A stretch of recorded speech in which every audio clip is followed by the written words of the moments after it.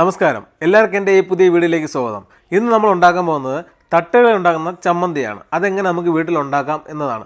ഞാനൊരു വീഡിയോ കണ്ടിട്ട് ഇൻസ്പയർഡ് ആയിട്ട് അത് ഉണ്ടാക്കിയതാണ്. വീട്ടിലെല്ലാവർക്കും ഇഷ്ടപ്പെട്ടു, പ്രത്യേകിച്ച് കൊച്ചുകുട്ടികൾക്ക്. നമുക്കത് എങ്ങനെ ഉണ്ടാക്കാമെന്ന് നോക്കാം. നമുക്ക് മിക്സർ ജാറിനകത്ത് 1/2 കപ്പ് തേങ്ങ ഇട്ട് കൊടുക്കാം. അതിനുശേഷം ലോ ഫ്ലെയിമിൽ ചെറുതായിട്ടൊന്ന് വറുത്തെടുത്ത 3 സ്പൂൺ മുളക് പൊടി അതിലൂടെ ഇട്ട് കൊടുക്കാം.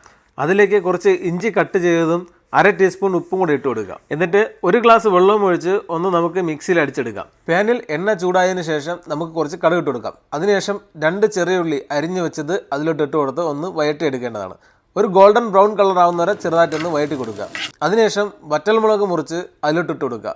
കുറച്ച് കറിവേപ്പിലയും കൂടെ ആവാം.